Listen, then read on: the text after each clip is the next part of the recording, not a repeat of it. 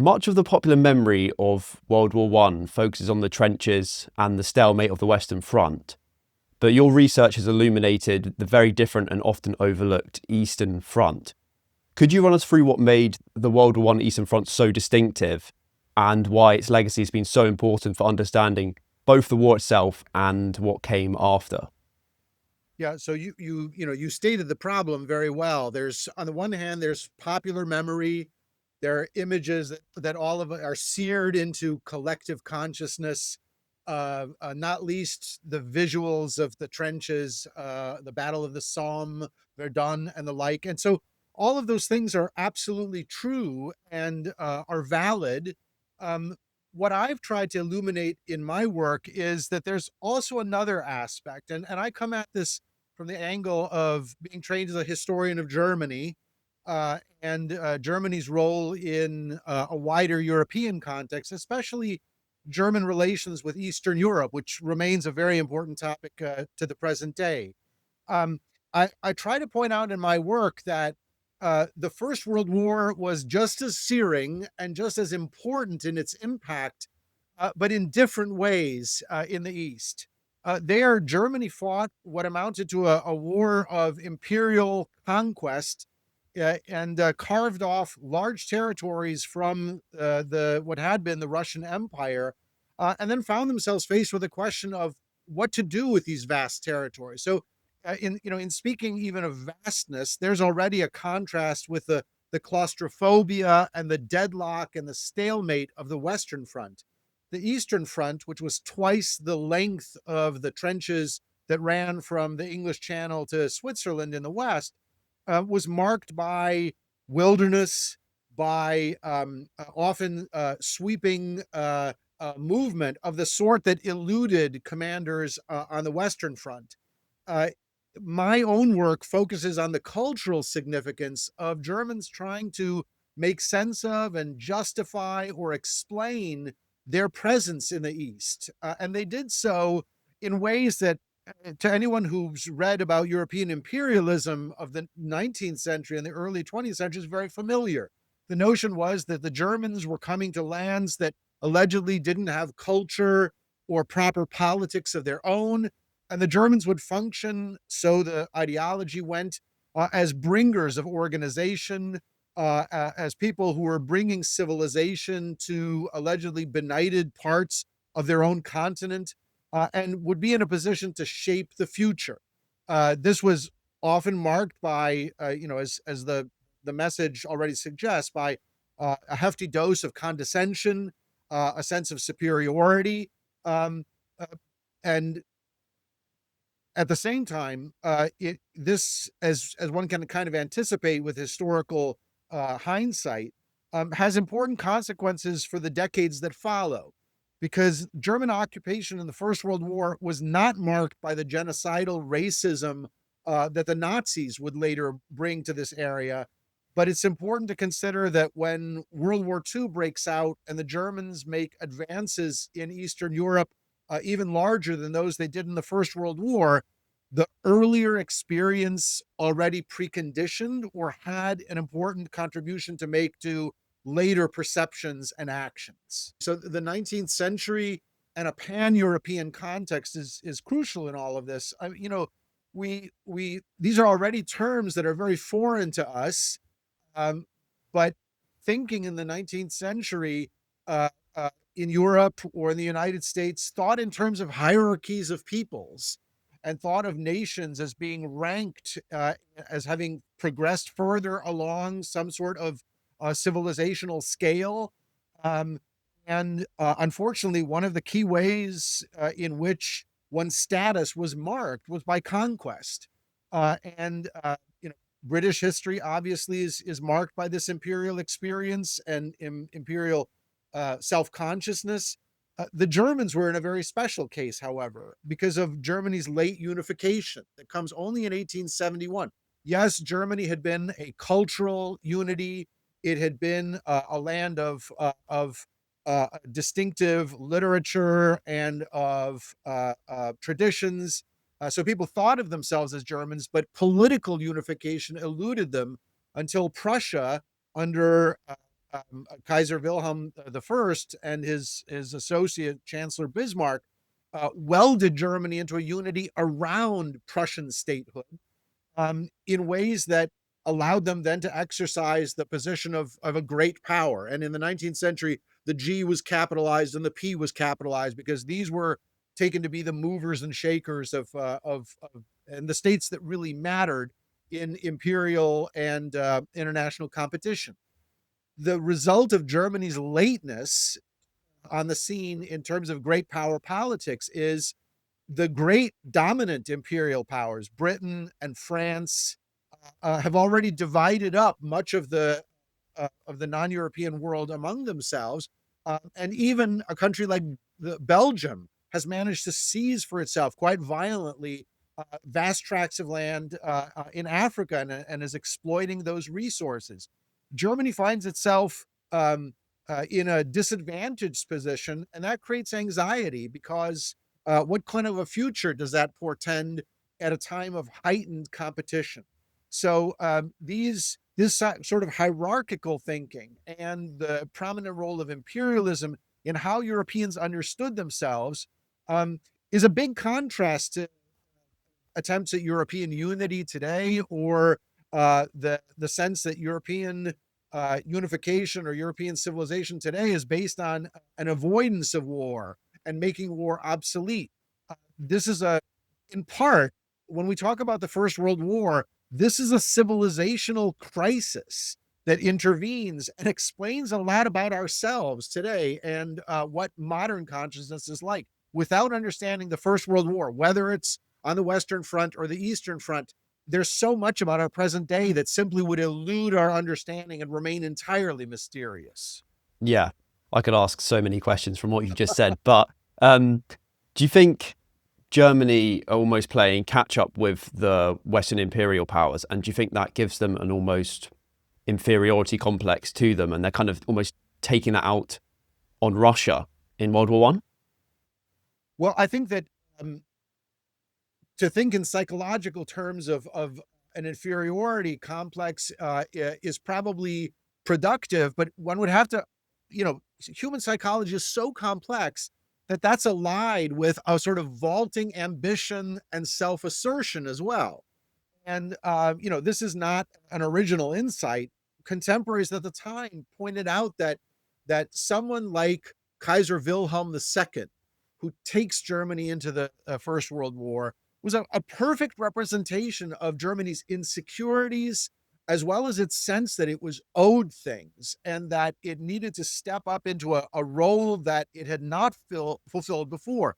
He's the one who talks about Germany achieving its rightful place in the sun, and who crafts an unfortunately quite incoherent world politics in German Weltpolitik that's meant to show that Germany matters and to be sure that it's taken account of in international councils.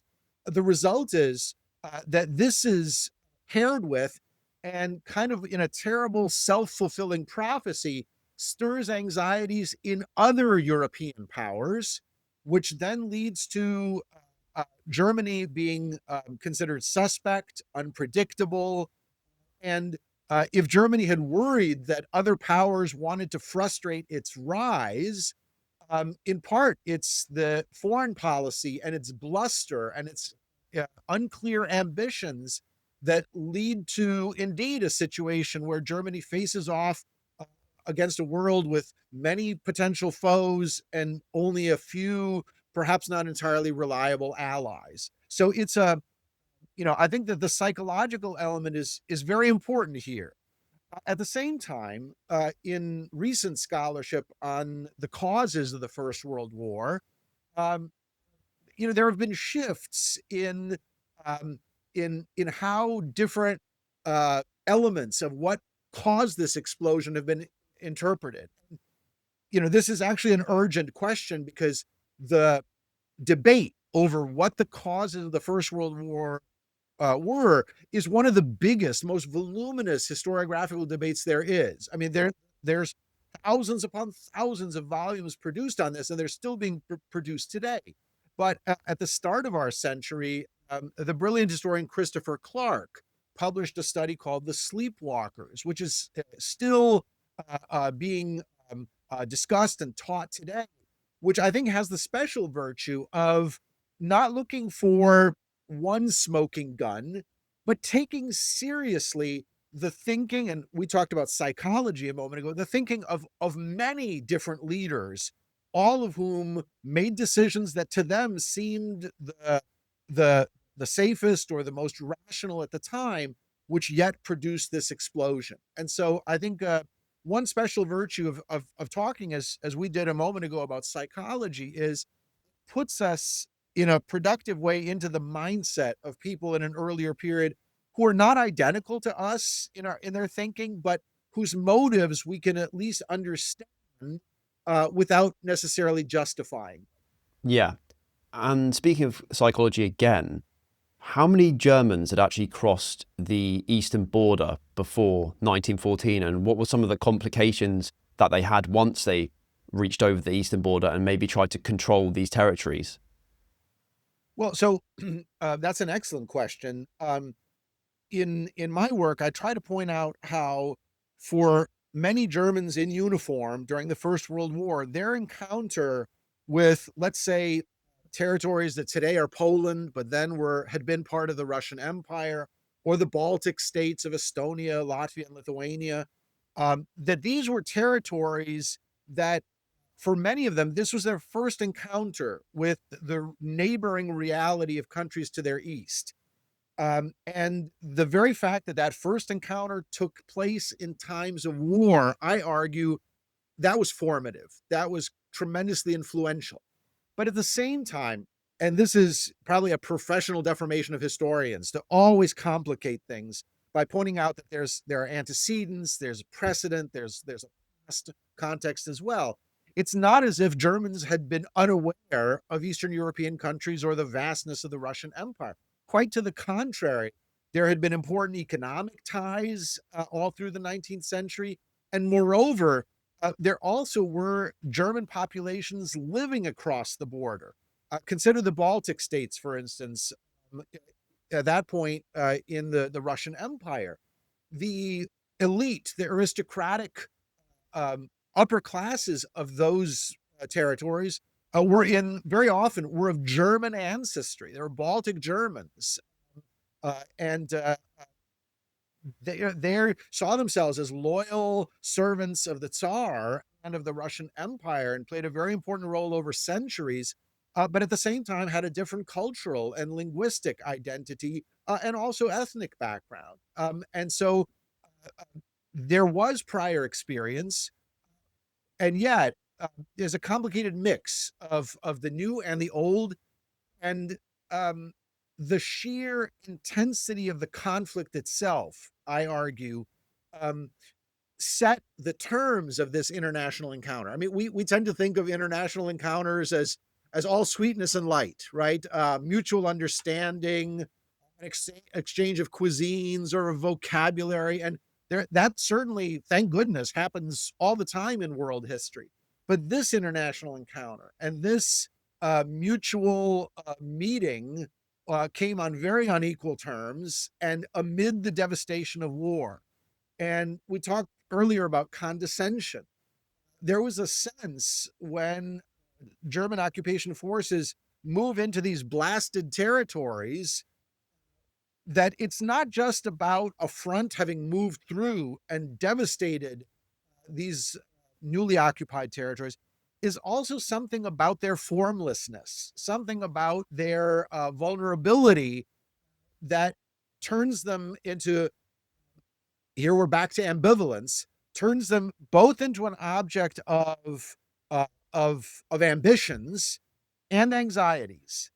Ambitions means that if a colonial occupier moves into a territory, there's the tremendous ambition to remake it in one's own image or to find ways of exploiting it. And it seems that the horizons of possibilities are just intoxicating, right? Even though a lot of brutality is involved, but at the same time, there are anxieties. These are territories, when the war has ravaged them, that are rife with disease, that are impoverished. The colonial occupier might want to exploit them economically, but what happens to the people who are living there who depend on these now scarce economic resources? Um, this is so there's at the same time a complicated mixture of ambition and attraction, and on the other hand also anxiety about the alleged disorder that to the occupiers comes to seem kind of essential to these territories, even though they often forget that so much of this is conditioned by experiencing these territories for the first time in conditions of what gets called total war by historians. And this is a crucial concept because earlier conflicts had obviously been devastating. These are the same territories through which Napoleon's Grande Armée moved through to try to conquer the Russian Empire back in 1812. But this war was different. It was different from earlier conflicts because it used all of the achievements of science and technology that Europeans were so proud of, and Americans likewise, but devoted them to the purpose of devastating wars unlike anything that had been seen before. And this is what the term total in total war is trying to get at or try to capture. It also leaves so little of life untouched, not just the military sphere, not just the work of professional military experts and specialists and soldiers in uniform, but entire societies are caught up and also can become victims of this sort of conflict because it's so all consuming. It's economic, it's social, it's political. In my work, I would try to emphasize the cultural impact in addition to its fierce military devastating aspect. Yeah. And it's clearly much different to what the Western Front was like. And you've touched on that. And I'm just wondering how it seems so much more dynamic than the Western Front. So could you go into a bit more detail about how dynamic it was compared to the Western Front and why it might be a bit more overlooked than the Western Front? Yeah, I think that the spaces involved were crucial. The tremendous extent of German conquests by 1918, if you look at a historical map, and it's still astonishing to see how far the Germans moved into a Russian empire that was in the process of just fragmenting. Um, so in some sense, the Germans were exploiting a power vacuum. The sense also of being able to conduct the war using the resources of occupied territories is very different from uh, the kind of the blasted territories of the Western Front, even though the Germans were exploiting occupied Belgium and northern France as well. Um, what you said is a really interesting formulation about dynamism. I'd probably tend to see them as equally dynamic, but in different ways. Um, the the way in which the Western Front um, was an experience that left its participants awestruck and horrified um, is also true of the Eastern Front, but in ways that were much more mechanized and much more industrial on the Western Front. Um, right now, I'm in the process of reading some marvelous, more recent scholarship about the First World War. I know that some podcast listeners love good reading suggestions, so I could mention one here. And it's a fascinating book by John Garth entitled "Tolkien and the Great War: The Threshold of Middle Earth" from 2003. And this is one way of trying for a historian to get at the specificity of one individual's experience. And I was always haunted by this because knowing that J.R.R. Tolkien, the author of The Hobbit and Lord of the Rings, himself experienced the Western Front and was involved in the Battle of the Somme and its devastation. Um, to see this laid out carefully in scholarship is fantastic. And obviously, Tolkien, whether you're a fan of his work or not, was a tremendously insightful witness.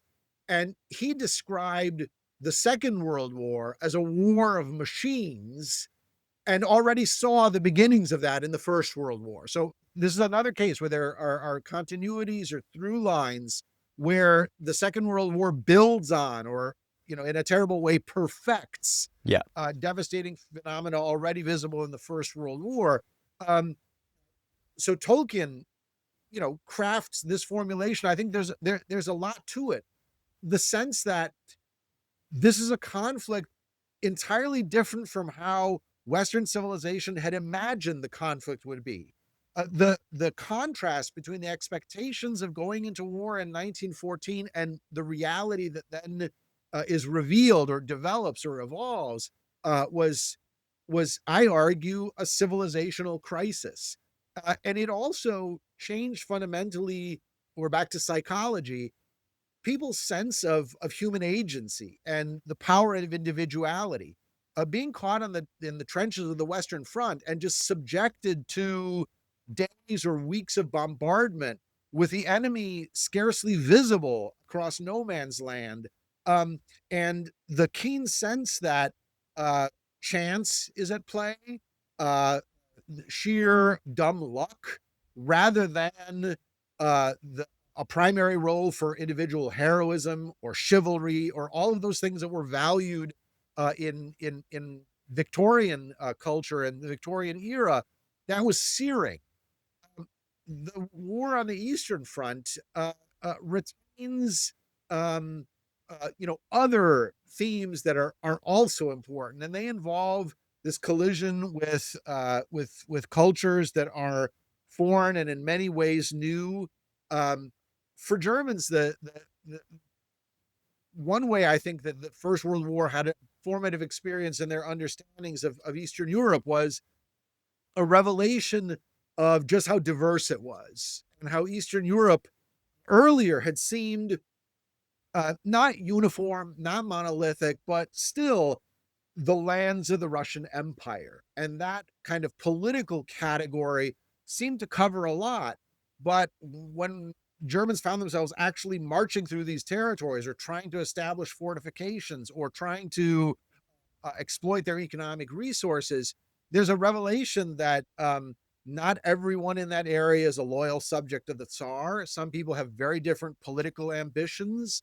The Poles, for instance, had long harbored hopes of reviving Polish independence, and they worked towards it in many methodical and diverse ways.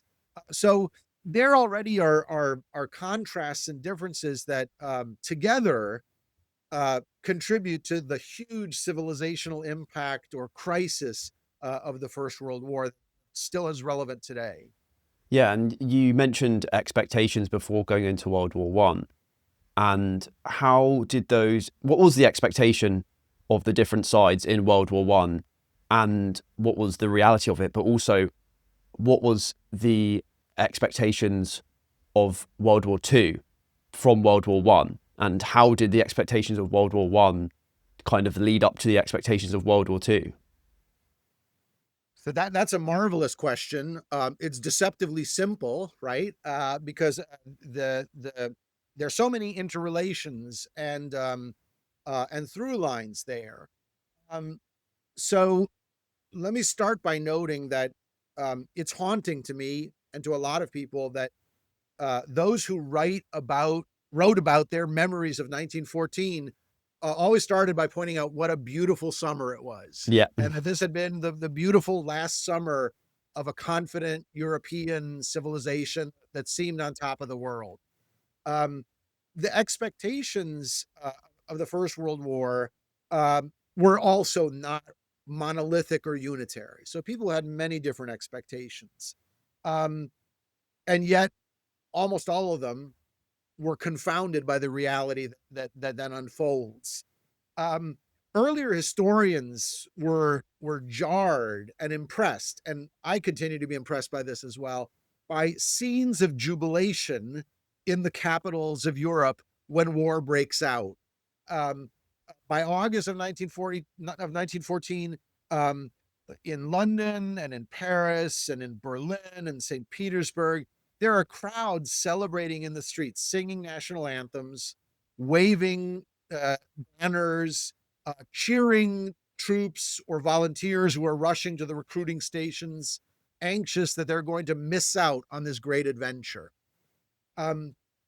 Historians in the decades previous to our own have been busy qualifying or maybe even deconstructing that image, because while there were scenes of mass celebration which are very foreign to our own sensibilities, right? I mean, there's it is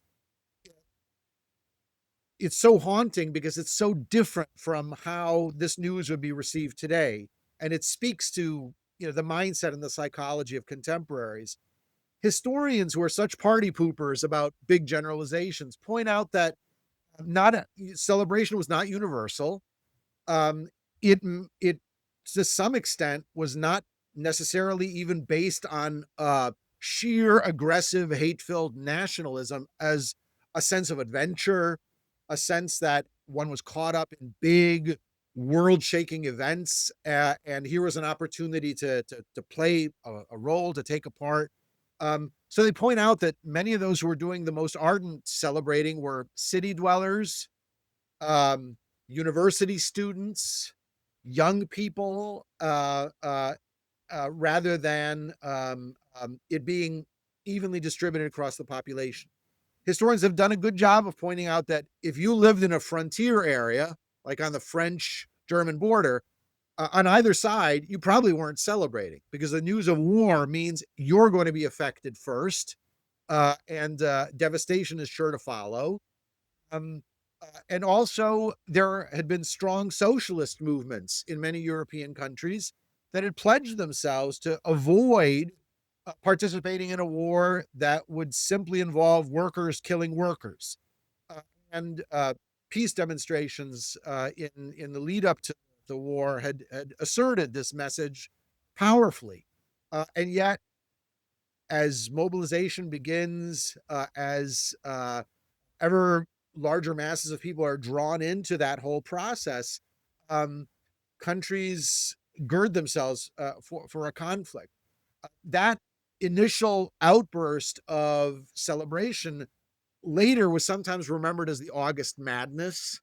So there was a sense in which even people who had participated in it and were enthusiastic in those first days understood that it was followed by disillusionment or a realization of just how ill-founded the enthusiasm had been, but it remained powerful. It was invoked again and again in 1916, 1917, and even after the war ends, as a memory of alleged social unity, of social divisions, class barriers falling away in the face of togetherness. And obviously, this is an absurdly idealized image, but it was one that was powerfully instrumentalized. And you can kind of see where this is going.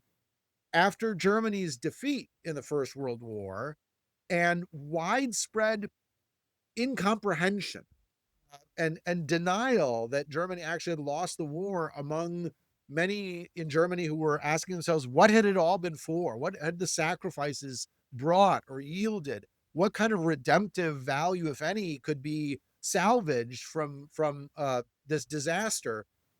There's often a impulse to go back to the alleged universal unity of 1914 and to revive it, to find ways of re-energizing it and deploying it. And the Nazis, in particular, are able to, they're not the only ones who do this, but they're able to uh, take that impulse and to ally it with their radical anti-Semitism, with their genocidal racism, with their all the other elements of their crude ideology, and to promise that Germany will rise up from its state of degradation and be restored to its proper status. And this takes us to 1939 and the outbreak of a war that that was not an accident, but which fit into the categories that Hitler was already thinking of in terms of his long-range political planning. Um, when the Second World War breaks out, Hitler, who himself had experienced the First World War on the Western Front and had been powerfully shaped in his political categories and his sense of political mission by that experience, he hoped that already, since the Nazi regime had been in power since 1933 and had been busily reshaping and coordinating German society and manipulating education and fostering a young generation in line with Nazi ideology, that there would be the same upwelling of support. When Hitler drives through the streets of Berlin in order to announce the beginning of the war against Poland that unleashes World War II, he doesn't see scenes of jubilation. In fact, as troops are moving through Berlin, as Nazi vehicles are taking Hitler to his appointment with destiny, and to make this announcement that he's so proud of, he's dismayed to see that ordinary people in the streets of Berlin are not celebrating, but have faces that look stricken, that look anxious, because these are people who either lived through themselves or know what happened in the First World War. Um, Earlier, Hitler's foreign policy successes had come without war, and so the popularity of the Nazi regime had soared. But what a contrast, right? Instead of a sense of self-mobilization, instead there's fear, there's anxiety, um, and yet you can't understand the ambitions of the Nazi regime without looking back to the First World War, because in Hitler's own mind, the First World War had had an outcome that was unsatisfactory, and a future war would perhaps replay that conflict that had failed for reasons that eluded so many Germans, and bring it to a satisfactory conclusion, to get it right in a sense.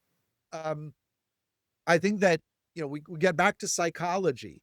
For many Germans, the ending of the First World War remained mysterious. Propaganda had stressed through the years of the war that Germany was winning on all fronts, or at least was holding defensive positions. That bitter title of probably the most famous novel of the First World War, All Quiet on the Western Front, was meant to suggest, well, that formal news item is fake news because, in fact, dying and stalemate and devastation are happening on a daily basis, not quiet. But behind that formula that was fed to people as fake news, um, was a certain receptivity on the part of the population at large to, well, things may not be going as well as the government is saying, but at least Germany isn't losing the war. Yes, there's economic problems. The British blockade is creating tremendous strain on Germany's economy and food resources, but the enemies are suffering as well, and Germany's holding its own. The very fact that the German trenches run on enemy territory in the East as well as the West, and Germany only very briefly experiences incursions of the Allied powers onto its own territory in the war, suggests to most Germans that Germany is still holding its own. So when defeat comes, when an armistice is asked for by November of 1918 and agreed upon, when Germany has to sue for peace, this leaves the population thunderstruck and unable to explain what has just happened. In part, this is yet another through line of how our experience of contemporary experience is shaped by the First World War. It was a reaction after the First World War to official news and propaganda. People became much more skeptical than they had been in 1914 to 1918. Not that people had believed everything, but there had been a greater receptivity. And so our own skepticism about official messages has everything to do with that experience of the First World War on all sides, and and the like. It One outcome of the perplexity that Germans feel more generally about defeat is to come up with conspiracy theories, and these conspiracy theories actually even predate the peace settlement itself. You can already see them forming as explanations for why Germany lost the war. In particular, Germany's generals and the military dictators who had pushed aside the Kaiser and became really the dominant power, Hindenburg and Ludendorff, were concerned about not being blamed themselves. So they cast about for blaming domestic politicians, the civilian leadership, blaming allegedly disloyal elements on the home front, and arguing that the soldiers had been undefeated on the battlefield, but had been undermined by treacherous elements of the home front, and that total war had been lost as a result of some sort of perfidy. This comes to be called the stab in the back legend, and becomes common currency among large elements of German society. Um, Another fantastic reading suggestion that I've assigned to classes and that students just love because it's so immediate. It's another case of individual experience revealing the past. Is the German journalist Sebastian Hafner's book entitled "Defying Hitler." This was a manuscript that was discovered after he had passed away. He was a brilliant observer and contemporary witness. Um, the title is "Defying Hitler," but it starts long before Hitler's advent to power. Hafner talks about what it was like to be a little boy in Germany during World War I. And he argues, and we have to take this seriously because he's a witness. He argues that the later Nazi regime and its psychology and ideology was made possible by the experience of the First World War, even by people who were not fighting in the trenches, their sense of involvement, their sense that it was almost like a game, a very serious existential game, but a game they were participating in. And then the searing experience of being defeated and not understanding why. So these are through lines and continuities that connect the two conflicts. Yeah. And how did Hitler use them conspiracies to his own advantage when he was maybe propagandizing the country? Well, there's that's an excellent point, because this gets instrumentalized to the hilt. Um, it's by now a cliche of historians of propaganda as such, that the most effective propaganda is not an official message that tries to convince people of something that they find absurd or counterintuitive. The most effective propaganda is that which builds on things which people already believe. So they're already preconditioned or receptive to messages, and as they accept one element, perhaps then other ideological elements become more palatable than they were at first hearing. And the Nazis, Hitler, and then Goebbels, are are geniuses, evil geniuses, but geniuses at manipulation and at weaving in elements of their ideology into beliefs that Germans had already held before. And that's nowhere more true than in the case of the stab in the back legend. Um, the stab in the back legend spoke of, or pinpointed, or scapegoated um, elements in German society. They included um, politicians who were Democrats, socialists. They pointed to communist politicians as having played a role, allegedly, in undermining Germany's war effort. But they also focused in particular on a part of the German population that had participated patriotically in the war like other Germans, and those were German Jews. Even though German Jews represented a tiny part of the population, they had uh, been caught up and volunteered in numbers that were commensurate with their a proportion of the population, uh, and had been part of this overall war effort, and yet older antipathies and anti-Semitism came into play, and focused on this vulnerable minority, to the point where German anti-Semites during the First World War had demanded that the army undertake a census to count how many German Jews were in the ranks, alleging that what would the result would be to prove their contention that German Jews were not playing the role in mobilization that they should. When the army undertakes this census, they discover that in fact German Jews are present in terms that are commensurate with their percentage of the population, about 1%. Um, all of this, though, uh, doesn't get publicized. On the contrary, the results of that census are kept secret, and the anti Semites spread their lies without regard for the actual state of affairs. And this already is taking place during the First World War, and then is turbocharged after the war. I think that the search for scapegoats really takes off.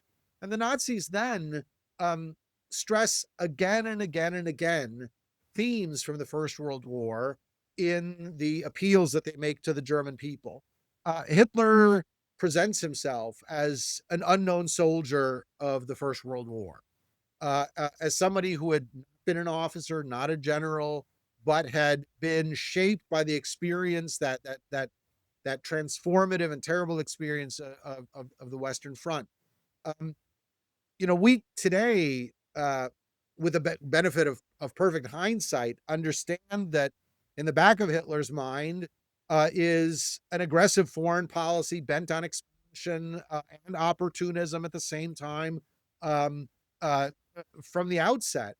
But publicly, Hitler again and again combined his ideological pronouncements with the claims that he was, in fact, for peace. And this sounds absurd and ridiculous in our present day, but I think that reassured Germans and maybe an international audience that Germany's uh, the ambition for a restoration of its rightful status might be achieved without war.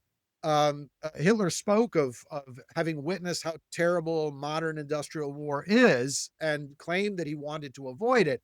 It turns out that he was only laying the groundwork for replaying the conflict and getting it right.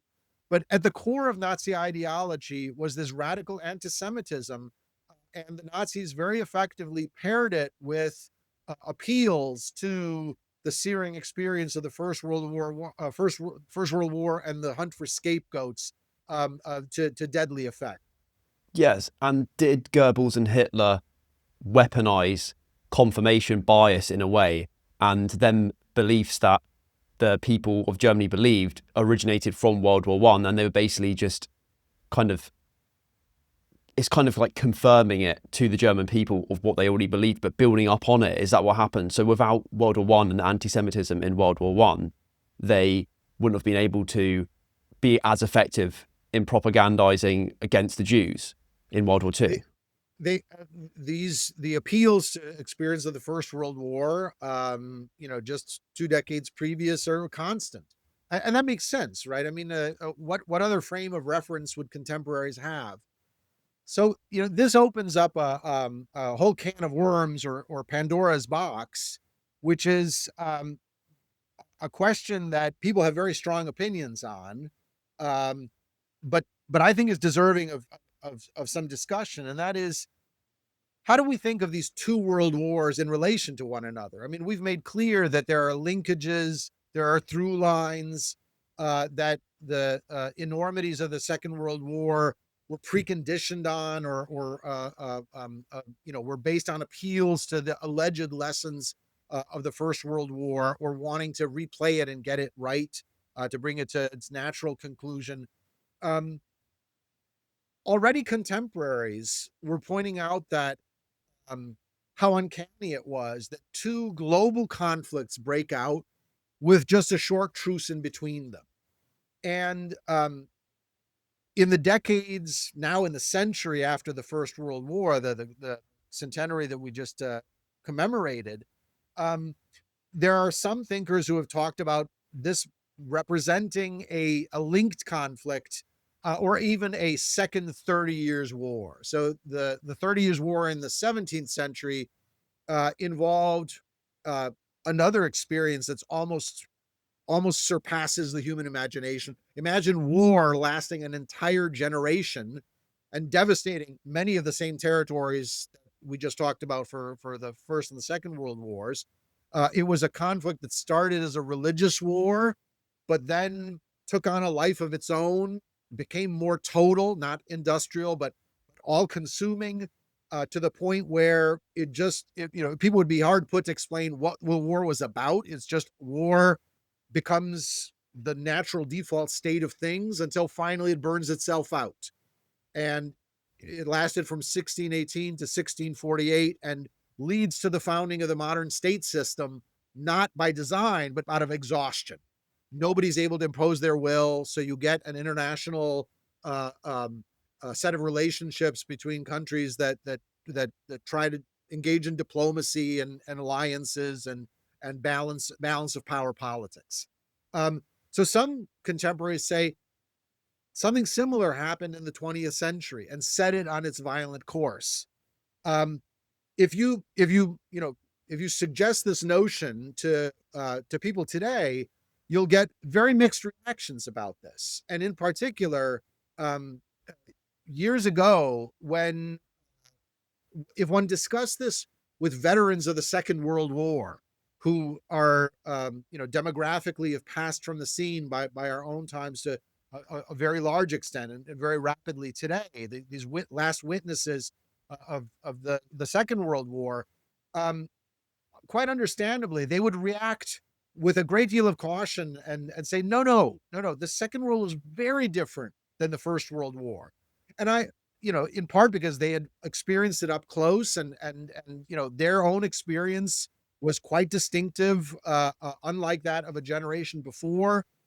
But at the same time, I think it's undeniable that these two conflicts are in very close relation to one another. And just think as a photographer, think of the rules of perspective, right? Um, Human perspective means that as things get further away from us, things that might actually seem quite apart as they are, if we're close to them, as you step further and further away, pull further away in time, they'll grow closer into relation to one another, or at least seem to. And so I think that we still need to think this through. The two conflicts were very different. The first one is seen as being a war about nationalism and about monarchy and about imperialism. The Second World War with justice is seen as already being a titanic clash of much more modern ideologies. Uh, but those dividing lines are never neat and totally separable. So I think that we have to be very attentive to the fact that participants in the Second World War often drew upon earlier experiences that they had themselves, or if they were younger, had certainly shaped the world that they knew, and kind of established their horizon of expectations and their sense of what's possible. Just on a personal note, there's one thing that brings this into focus for me, and that is, as so many historians, I got interested in history as a child from hearing stories by grandparents. And my grandparents were refugees from Lithuania in the Baltic who had come to the United States after World War II. And their lives had been uprooted by the Second World War. But when they talked among themselves, and when they looked back to their youth, the way as people get older, they do so ever more. When they thought about their youth, they would talk about the war. And you would think they meant World War II. No, they meant the First World War. that they had experienced as children, had witnessed as children, and that had shaped the rest of their lives. So for me, understanding that it's important to be exact and not to conflate uh, two very different conflicts, it's still very profitable and intellectually responsible to think a lot about the way in which the crisis, I would call it a civilizational crisis of the First World War, is indispensable to bringing on the Second World War and everything that follows, the Cold War, and then recurring conflicts of our own times as well. Yeah, I agree. And we've kind of spoken quite a lot about Germany's expectations in World War One versus World War Two and the August Madness. And I was just wondering what the Allies' expectations were of World War Two in relation to the realities they faced in World War One, because I've read that France in particular were quite war averse in World War Two, which might have not helped them get invaded by Germany and reach Paris so quickly, because they lost an entire generation of young soldiers in World War One. And obviously Germany, obviously they didn't invade the Great Northern European Plain, they went through the Ardennes in World War Two, but it's still a similar area of land. So how did that affect France in particular in World War One, or upcoming to World War Yeah, One? World War Two, that's right. sorry. So the case of France is classic, as the strange defeat of the surprising fall of France. But I think your point is true not only of France, but more generally of the Allies and of Germans, of many Germans as well. I mean, we talked about Hitler's rage at German lack of enthusiasm for the Second World War. Um, it's you know, I think that it's so haunting to think about and to witness monuments of the interwar period, the 1920s in particular, to get a sense of how general that aversion was. Um, I had the marvelous opportunity recently to visit both Flanders and the battlefields of the Somme, and there's few experiences like standing in the cemeteries and seeing just row upon row upon row of the dead of the First World War, and then think of double that number left wounded, perhaps crippled for life, certainly deeply affected by those experiences. Um, it's it's very much the case that in Europe today, things are different from the 1960s and 1970s. There, if you traveled, especially in Germany, you would see men who had lost limbs in the Second World War. This had been a feature of interwar Europe as well. So there were constant reminders of the cost of, and constant questions about what had been gained, uh, uh, what what the meaning of the sacrifices had been, if any. Um, and that's why I dwell constantly on this label of civilizational crisis, because the questions that appear were huge. This had been a conflict. The First World War had been a conflict where precisely the things that so many Europeans were so proud of, technological prowess, industrial advancement, the promises of progress, all those things that were valued so highly, had been not neutral, but had been turned into machines of killing and of destruction, and had been perfected over the course of that conflict. So the questions that people were left with were enormous. The heartbreak was incalculable. And it's this that leads to such different reactions, not just in Germany, but in Britain and especially in France, where the cost had been so great. Um, a sense of despair as the Second World War nears. That like surely this can't be the case. That after that searing experience, now it's going to be done again, and people had the very clear intuition. This time it's going to be even worse.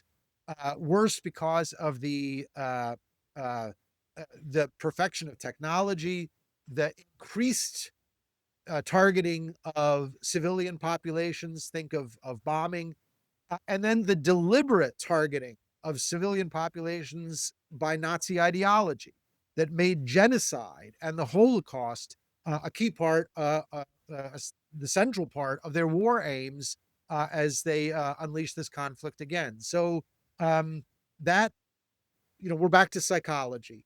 And without the great difficulty, of course, is that we sense how important these psychological motives are and mass psychology, but they're difficult to quantify. They're, you find yourself finding these heart-wrenching anecdotes or observations by someone like Tolkien that are tremendously insightful. But that's different from having statistics or having a smoking gun or definitive proof for so many assertions. So is this expectation of World War II being just as bad as World War One, if not worse, because of the technological advancements, for example? Is that a reason why the lowland countries such as Belgium and the Netherlands surrendered so quickly? Because wasn't it King Leopold? Was that the Belgian king? He surrenders and tells France and Britain only a few hours before he does it. Is this fear originating from the experience in World War One? Is there a very strong link between the two? Yeah, I think that in part the we're back to how expectations were shaped by prior experience, and the fall of France from the impact on morale that you invoked so effectively earlier. The fall of France coming so soon, I think, heightens those fears because for a while it seems like the First World War not only is being surpassed in terms of destruction, but also speed, because it involves the regaining of mobility that had been, marked by the First World War, had been marked by so much deadlock and stalemate for the first portions of the war, only regained at the very end with the beginnings of storm troop tactics or of the combined use of arms and tanks. All of this is seen as a presage of what's to come. So it obviously plays a tremendous role, but nonetheless, the speed with which these things happen at the dawn of the Second World War is still shocking to many contemporaries and upsets their expectations. I mean, not least those of Churchill, who tries to pleads with the French for a very different approach. Yeah. And going back to World War One, I'm not sure if I can pronounce this correctly, but the concept of Oberst, Yeah. as a military utopia is fascinating. And could you walk us through how German military leaders saw this occupied territory in the East as a laboratory almost for their ideas about governance and modernization? Yeah. So this is a case of a legacy of the Eastern Front that I tried to illuminate in my first book. During the First World War, after at first facing Russian invasion and then repelling the Russian forces in the Battle of Tannenberg in 1914, German armies go onto the offensive on the Eastern Front and seize vast territories. These include Poland, the Baltic states. Poland gets carved off as a territory that the Germans hope to turn into a puppet state and to use as a factor in international politics. But the German army, and in particular the future military dictators of Germany, Generals von Hindenburg and Ludendorff, engage in a kind of experiment in territories that today are the Baltic states of Estonia, Latvia, and Lithuania, and also parts of Belarus, um, in which they try essentially to create a military colony. So think of European imperialism of the sort that had been brutally imposed upon Africa or Asia or other parts of the world in the 19th century, but now close to home, just across the border, in fact, for the German Empire in Eastern Europe. They evolve an ideology that can probably be summed up in the term German work or cultural work, in which they claim that these are territories that are so diverse, so disorganized, and earlier badly managed by the Russian Empire that they call out for arbiters, impartial coordinators from outside who would be able to um, culturally lift up these areas, to civilize them.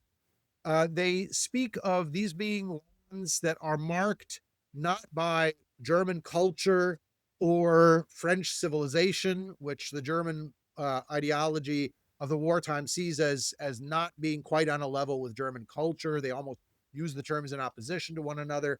But they argue that in this territory that goes by the name of Oberost, meaning the territory of the supreme commander in the east, Oberbefehlshaber Ost, in this territory, the Germans are facing Unkultur, non-culture. And so they'll be in a position to perform a civilizing mission, to cultivate these territories, not just agriculturally, industrially, economically, but also politically.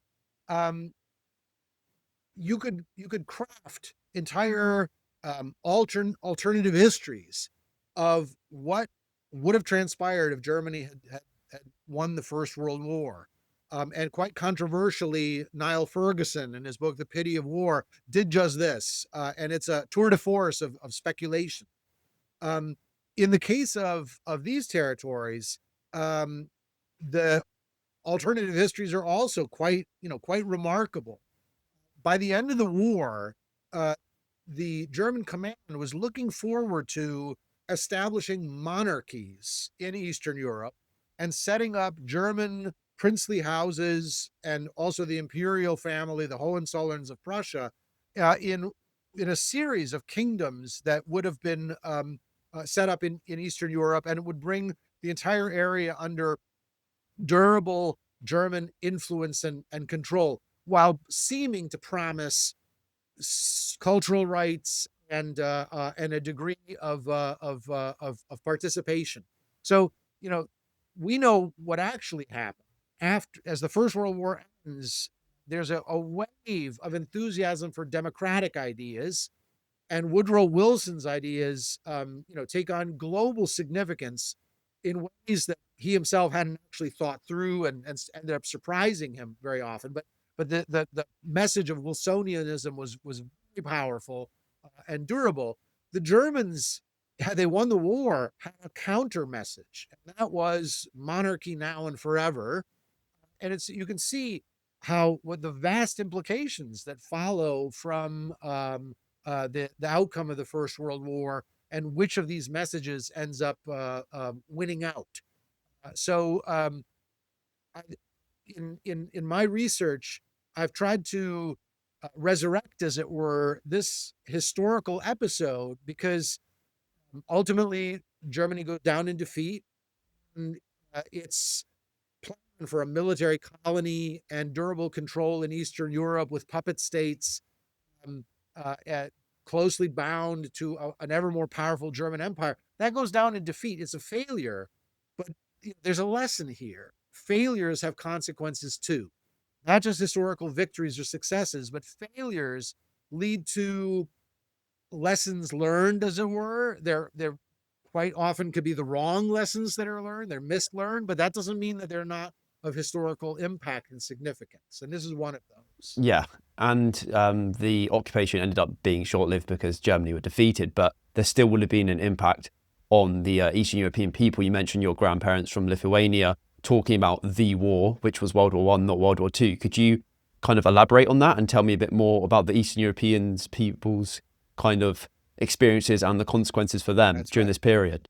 Yeah, that's an excellent question. If you want to go from no podcast and 0 subscribers to a professional looking and sounding podcast with big named guests, loyal audience, and a lot of momentum in 3 months, the link for my step-by-step video podcast blueprint program is in the description below.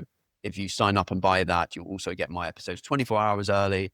You'll get guest previews. You'll be able to ask guests questions for me to ask them on my show. You'll also meet a group of like-minded, curious people who want to start their own podcast and understand the world around them. So link to that in the description. Let's get on to the next section. Because it's really key to another contrast between West and East. We talked a moment ago about the incalculable sorrow, the sense of disillusionment that follows even victory for the Allies on the Western Front. Vast disillusionment sets in, understandably. There's a sense that things have been broken that can't be repaired or can only be repaired with great difficulty. I tend to subject undergraduate students to T.S. Eliot's great poem, The Wasteland, that was published in 1922, that, speaks of Western civilization as being in fragments, in a state of ruin, and in badly in need of some sort of repair or renovation. So there's a bitterness. We mentioned the superiority complex of the Germans in regards to Eastern Europe, and I wanted to touch on the concept of Lebensraum, living space. Was that a solid ideology in World War One, or again was it something that Hitler created himself but built on from World War One? So the term itself started as a geographical term, without necessarily implying aggressive nationalism. It was meant as a descriptor of human geography and to talk about the relationship between political units of humanity and territory that they occupy. But even though the term itself predates the First World War, it is the bitter aftermath of the First World War, and this sense of irresolution and perplexity that follows upon German defeat that, today we'd say weaponizes the term. Germans, among the many ways in which they resented the outcome of the First World War, and it would, one could devote a whole session to just numbering them one after another. There was the fact that the Versailles Treaty, in legal terms, sought to establish, and the Germans had to agree in signing, that Germany was uniquely, primarily responsible for causing the First World War. So this was meant to establish the legal basis for reparations. Germans, almost across the political spectrum, rejected this. Many of them didn't know how bad German foreign policy had been in the lead up to the First World War, so they weren't working with the full information. But there was a sense that this had been a shared European cataclysm. Germany had been, among other great powers, responsible for causing this catastrophe, rather than solely responsible. So that was one qualification or complaint. The other was that Germany, at a time of Wilsonian championing of slogans of self-determination, had territories taken away. So small territories, both in the West and the East, were carved off or assigned to successor states or newly independent states. And Germans, even though these territorial losses were not huge, certainly nothing like the losses of East German territory after World War II, by contrast, they were tremendously resented and were cited as examples of self-determination being allowed for others, but not for the Germans, making clear that this was not a principled peace settlement, but a victor's peace, one that was extorted, one that was dictated. And this is when the term Lebensraum comes into play. Hitler comes into contact with the thought and then the person of a German political geographer, Karl Haushofer, who popularizes geopolitics, Geopolitik in German. This is a term that gets used in editorials and even in English language newspapers all the time, geopolitics. And its uses can be valuable and intellectually defensible if you're talking about what role does geography play in shaping world politics. All right, that's certainly the case, but that's not the way in which German nationalists and then later the Nazis are using geopolitics. They saw it as a way of thinking through and then weaponizing geographic realities and claiming for Germans as part of the restoration of justified great power status demands for territory. And this was allied with the assertion that Germany was experiencing a claustrophobic situation. You see this again and again in the propaganda of German nationalists against the Versailles Treaty, against German democracy that they identified with Germany's defeat and humiliating agreement to the Versailles Treaty after the war. So you might speak of the Nazis weaponizing that claustrophobia that had been carefully cultivated and kind of lovingly bred in prior decades, and yet um, it's been pointed out that there's never monolithic unity. The Nazis were most effective when they appealed to foreign policy aims of restoring Germany to a great power status without war.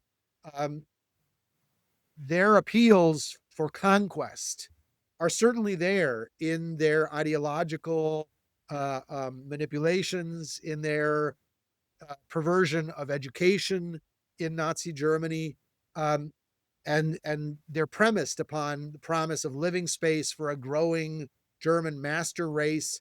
But I think that that the real basis of the popularity that Hitler enjoys is when he's inside Nazi Germany, is when he's able to break the Versailles Treaty, when he's able to throw off the requirements of German defeat, but to do so without war. When war comes, the Nazis are going to bind the German people in tremendously cynical ways into complicity with their genocidal policies, their policy of expropriating and exploiting people whom they target in racial terms, especially German Jews, and then the Jews of Europe most generally, and then also those who are considered subhumans of other varieties. This is the longer term project of the Nazis, which has a different dynamic. Yeah. And what what are the differences between World War II or pre-World War II views about Eastern Europe versus after World War II and World War One? What are the views of the German people about Eastern Europe? Has it changed a lot since then, or is it still permeating in the background? Is there always going to be that superiority complex? Well, that's an excellent question. And obviously, it eludes one simple answer. Um, I think that it comes back to kind of the multipolarity of any international relationship. Um, and you use the term very evocatively of a superiority complex. Um, at the same time, I try to point this out in my second book entitled "The German Myth of the East," that German views of Eastern Europe have never been solely negative or solely premised on superiority.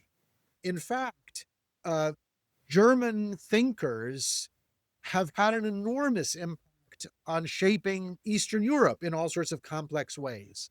The most obvious example, or the one that's was most apposite in the second half of the 20th century, was the message of Karl Marx and Marxist ideas of socialism and communism um, get imported to Eastern Europe and put into effect in experiments in state building and transforming societies.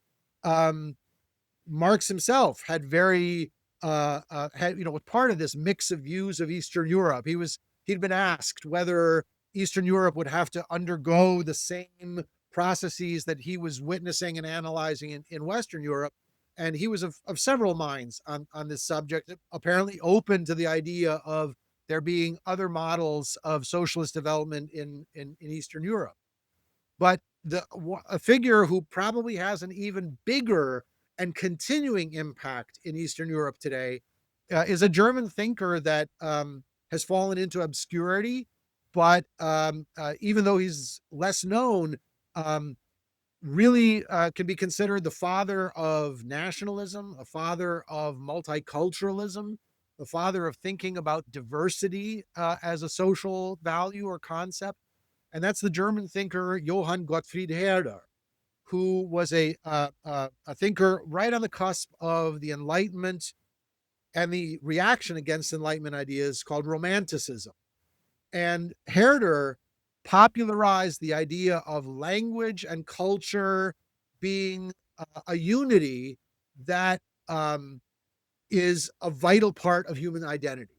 Now, that sounds so much a part of our own kind of cultural baggage that it almost sounds obvious, right? But somebody had to articulate this. And Herder's ideas are an early version of thinking about self-determination in cultural terms rather than, in the first case, politically. And nationalism, which is launched in this way, has obviously a very complex history. It's been marked by periods of aggressive nationalism, periods of more pacific nationalism. Herder's hope, which can sound naive from our perspective, was that someday Europe would experience a ability of different peoples to live together, respect each other's cultures, cultivate their own cultures so as to participate in a providential design. He saw all of this as mandated by God, and that every language, every people was not superior to another, but had a mission to fulfill, and only through their sheer diversity would they contribute to a universal human flourishing. So that's a very different kind of nationalism from the kind championed in the 20th century by many different groups that talked about inferiority and superiority and was military and aggressive. Herder's thought, though, is enormously influential in leading to desires for self-determination in countries all across Eastern Europe. So he's had an enormous impact as well. I think that for decades during the Cold War, um, German ideas about Eastern Europe were necessarily affected or overlaid with the terms of Cold War conflict, and these countries having imposed upon them communist regimes, which sometimes invoked the national identity of the peoples that they sought to remake for the purposes of a perfected modernity that they promised. Um, all of this then changed with the collapse of the Berlin Wall. Germany itself was ground zero for the division between East and West, and that affects German thinking about Eastern Europe to this very day, because as you well know, even in a reunified Germany, even when a generation or two has grown up since reunification, people's identities are still marked by historical memory, by identities of East versus West, and German experience of dictatorships. So all of that's a reality. But German views of Eastern Europe are back to the sheer diversity that has marked them historically, um, and German engagement with Eastern Europe, which is absolutely vital today. Not least in German promises in our own time, the last few days, in fact, of being more involved in its NATO partnership with Eastern European countries, with uh, mobilization, its vast potential military power, and yet you can see the historical reasons why this is going to be a vexed issue and much debated in German society. Um, does the experience of the 20th century, the two world wars, but especially the horrors of the Nazi regime, does that urge upon Germany almost total restraint in foreign affairs and not playing an active military role, as some have said, or does it urge a more proactive role in dealing with problems that arise when Europe experiences new challenges. You know, it, it's very much the case that we're living in exciting times, not in a positive sense, but exciting times in the sense of in the last years, we've seen broken in Europe and elsewhere around the world taboos that had held from the end of the Second World War, taboos against violent changing of borders by force. Um, and the result is that so much that seemed settled is now again in flux and, um, you know, most definitely bearing very close observation. And the questions arise how best to deal with all that. Yeah, and what similarities are you seeing from World War One and Two today in Europe, for example, maybe with Russia and Ukraine, or with Germany's reactions or other Western powers' reactions? Are there any similarities that were precursors or preluded the two world wars that are again happening today? Yeah, absolutely. I mean, that's a vast topic. The in you know Even as Russia renewed its invasion of Ukraine, um, Western policymakers, European leaders were consulting their copies of Christopher Clark's new classic, *The Sleepwalkers*, and seeking to take away lessons from what has been considered the classic case of dangerous escalation, the outbreak of the First World War. And so there was great wariness about a repetition of an ever widening conflict. And at the same time, uh, it's not as if staying out of conflict is on offer as a realistic possibility either. And so Clark's argument that policymakers do the best they can with the thinking they have at the time was true in 1914, and it's true in 2025 as well. There are uncanny other similarities, though. I mean, think of how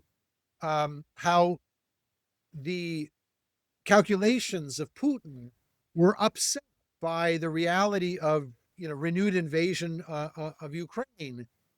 His expectation clearly was that he'd fight a war of movement, take Kyiv, and be welcomed as a alleged liberator by grateful civilian populations, and that simply didn't happen.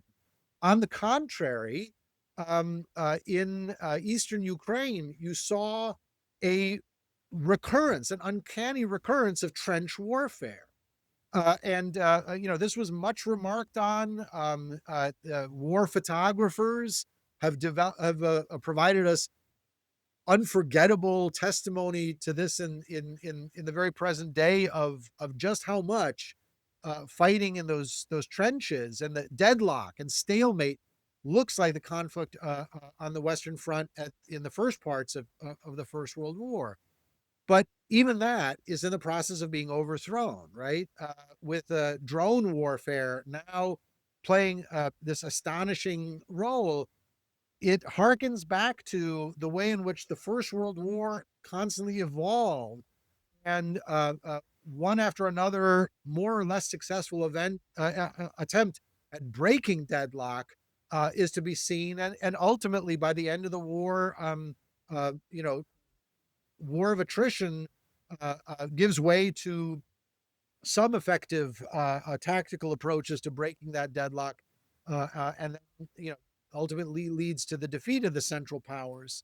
I think another issue is that um, there are parallels between Putin's ambitions and some of the themes of that we've talked about earlier, and that is, if Putin sees the collapse of Russian empire in the First World War, and then in the form of the Soviet Union at the end of the 20th century as a great catastrophe that he seeks to reverse, Putin's thinking is shaped by wanting to replay these traumatic events and to bring them to what he sees as a successful conclusion. So then there's also, another parallel to how leaders after the First World War are shaped in their thinking by the conflict they've just experienced and sometimes the desire to replay it.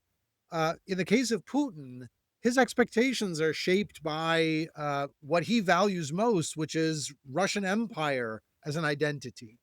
And he said this in public, views the collapse of the Soviet Union as a form of Russian Empire, as the greatest geopolitical tragedy of the 20th century. Clearly, his aim is to replay things in a way that bring them to a conclusion that he sees as more natural or preordained or desirable.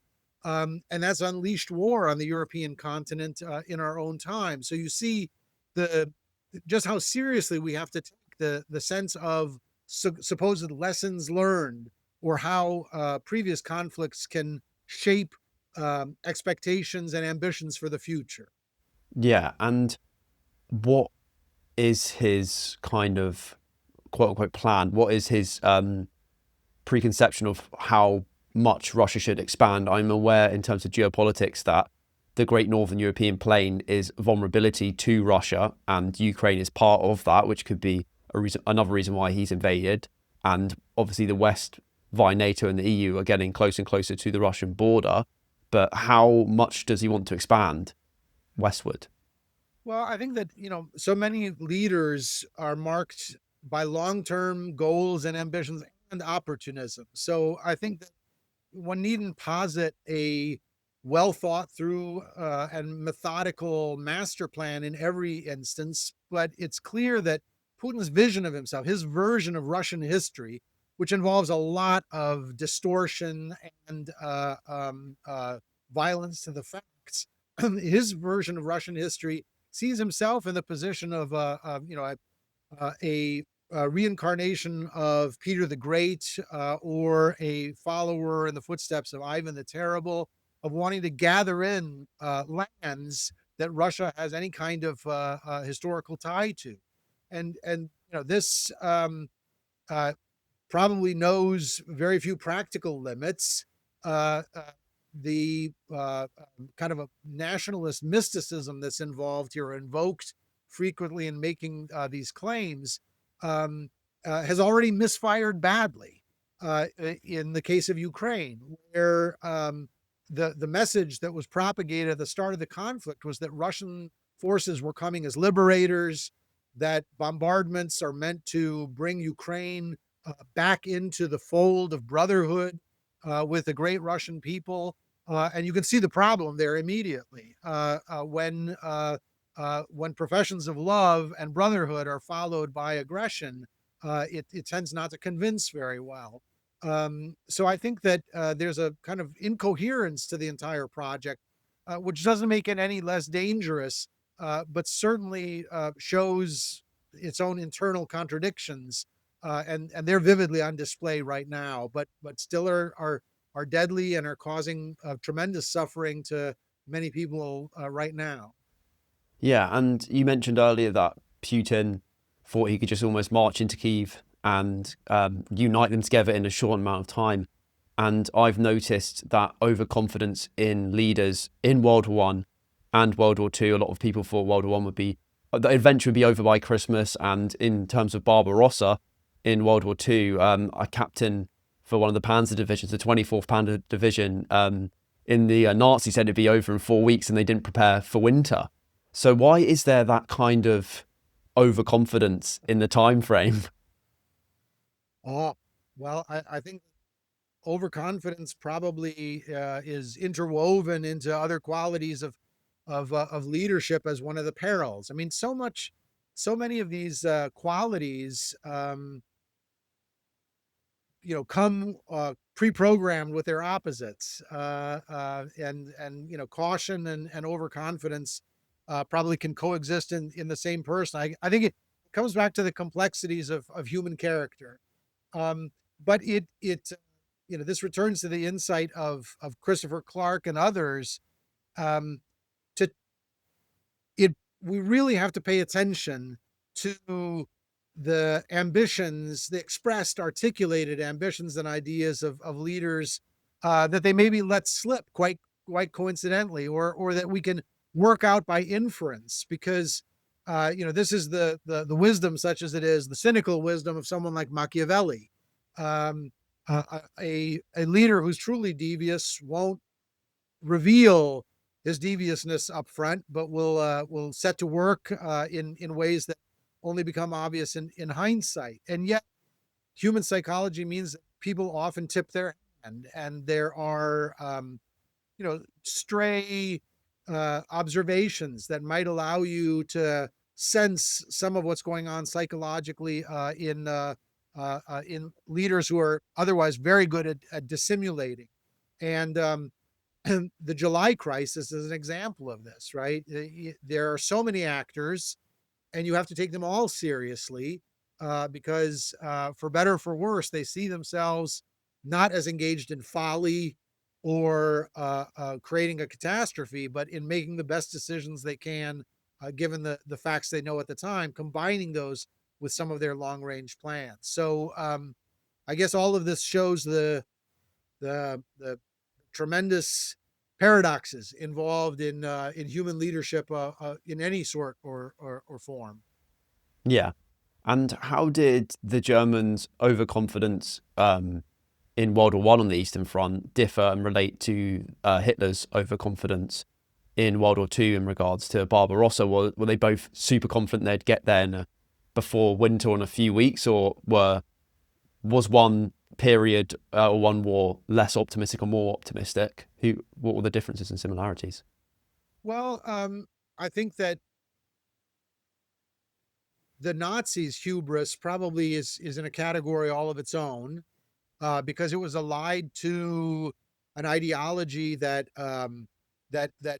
claimed that all of humanity is caught up in this Darwinian racial struggle nonstop. Um, Historians who have looked closely at German planning for the First World War, including the what used to be called notoriously the Schlieffen Plan, whereby a dead military planner, it was claimed, had his finger on the trigger of the German war effort, and since historians have scaled back that description and have seen the German war plans as too ambitious, maybe not realistic, but at the same time, it wouldn't be true to say that there was a universal hubristic over optimism in 1914. There were, I mean, on all sides in that conflict, Allied and Central powers had talented military planners who warned that the war that is being unleashed now will not be quickly done with. It'll be enormously expensive. It will require mobilization on a scale that nobody has even thought of before. And I think that this is one of those, we talked about the traps of hubris and the traps of the alleged perfect hindsight. And that's one thing to really take very seriously. Um, Sometimes we ourselves are in danger of assuming we today in the present are in full possession of the facts, and we wouldn't be caught up in any sort of self-delusion of hubris like that. um, and that's really a dangerous form of condescension towards the past, right? It may very well be that we understand how things played out, but we are absolutely human in exactly the same way as the decision makers of 1914, in trying to make decisions without seeing the full consequences. The German philosopher of war, Karl von Clausewitz, coined the phrase the fog of war, that you can have all sorts of plans, all sorts of contingencies pre programmed, and then conflict itself creates new realities, and they upset all of the plans that came before. So whatever we do, condescension is probably the worst of the options.